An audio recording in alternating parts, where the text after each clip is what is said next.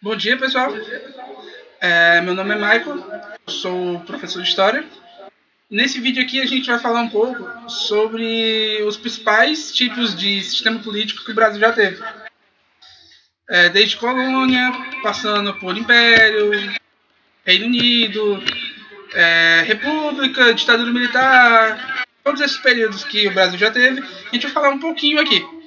A gente não vai se aprofundar, porque esse aqui vai ser um vídeo curto, é só um vídeo de primeiro entendimento, digamos assim, uma apresentação mais breve sobre esses tipos de sistema político, para que posteriormente possa ser feito um destrinchamento sobre a história de cada um desses modelos políticos, né? O Brasil, em ordem, né, em ordem cronológica, já foi uma colônia, um Reino Unido, Império, República, Primeira República, no caso, uma quebra aí no meio com um Estado Novo, uma retomada da República durante um pequeno período, uma nova quebra durante o período da ditadura militar, um período de redemocratização após isso, e esse período de redemocratização dura até hoje, no caso, né? Então, períodos tiveram seus fatores, né, seus pequenos pontos de diferença entre cada um. No caso do período colonial, onde o país nem era país ainda, a palavra que resume para o que a região servia na época era exploração. Porque a região foi explorada de todas as formas diferentes, desde seus habitantes até os seus meios naturais. Dentre eles, a gente pode destacar o pau-brasil, primeiramente, e depois o uso de suas terras para a plantação de cana-de-açúcar, pois o açúcar em si ele era um produto muito visado na Europa porque era um produto muito caro. Então, era um produto caro, bom valor de mercado. E o Brasil, no caso Portugal, tendo meio que um monopólio dessa produção, ele tinha muitas riquezas nas mãos. Então, o Brasil era a sua fonte de riqueza principal durante esse período de plantação de cana-de-açúcar. Fora isso, teve a exploração de pedras preciosas, de ouro e o tráfico negreiro. E, primeiramente, eram trazidas pessoas da África para cá. E quando esses escravizados cresceram, né, tiveram filhos, foram se multiplicando, essas pessoas que nasciam no Brasil já eram escravos. Esses negros já eram escravizados. Já nasciam escravizados. Então eles eram traficados também. Tanto dentro do país, dentro da colônia, como para fora. Né? E esse período da colônia durou de 1500, mais ou menos ali, desde sua descoberta, até o ano de 1800. Com 1808, no caso, com o início do Reino Unido. A partir da fuga da família real portuguesa, fugindo de Napoleão Bonaparte, chegando ao Brasil. Porque aqui eles instituíram uma nova metrópole no Rio de Janeiro e fizeram com que o país ganhasse meio que evoluísse, né, de colônia para o Reino Unido. Só que nisso o país ainda tinha uma ligação com Portugal. Então, alguns anos depois, tentando romper essa ligação do Brasil com Portugal, Dom Pedro I ele proclamou a independência do país e assim se tornou o primeiro imperador do Brasil, instituindo assim o período imperial, iniciando assim o período imperial. Que primeiro começou com ele, depois teve o período regencial e após isso seu filho Dom Pedro II ele atuou como imperador.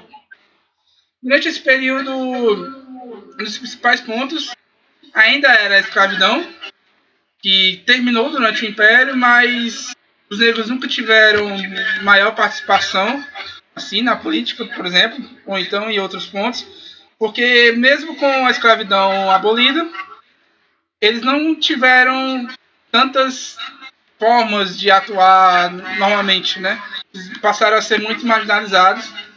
E muito disso é meio que a base do preconceito racial que o Brasil tem ainda hoje, infelizmente. E esse período imperial acabou em 1888, durante a proclamação da República.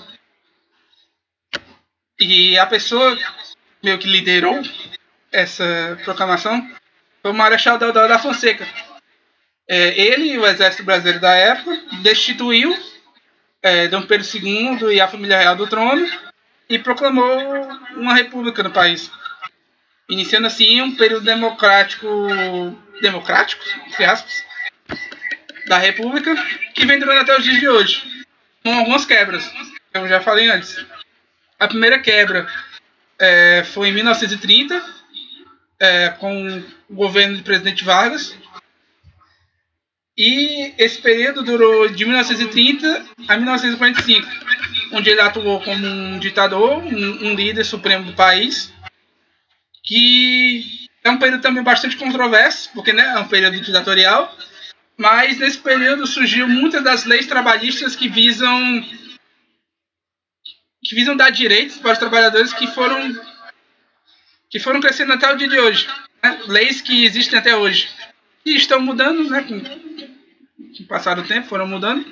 Mas o cerne, sua base, foi feito durante o período varguista, né? Período do Estado Novo. Após o fim do Estado Novo, a próxima quebra, a quebra da República, só iria acontecer em 1964, durante a instauração da ditadura militar brasileira, que começou em 64, foi um período bastante nebuloso, triste da história do país, com torturas, com prisões sem direito algum, a quebra de direitos de parlamentares, do povo em si, a impossibilidade de ir contra alguns dizeres do governo. Foi um período triste, onde basicamente os militares comandaram com mão de ferro e quem iria contra eles era torturado, era morto, desaparecido. E até hoje existem desaparecidos da ditadura.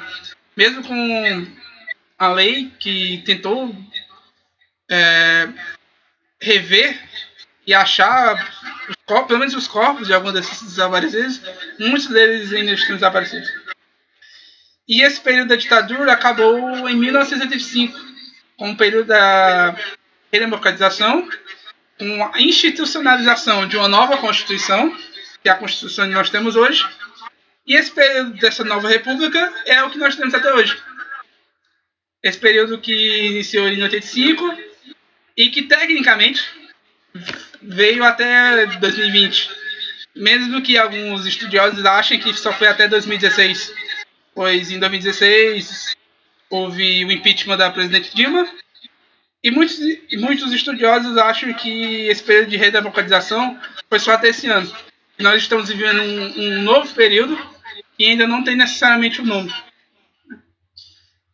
Pois bem, pessoal, o vídeo era para falar bem resumidamente sobre esses períodos da história do país. Espero que vocês tenham gostado, que tenham aprendido um pouco sobre a história do nosso país. E é isso. Bom dia, obrigado pela atenção e até a próxima.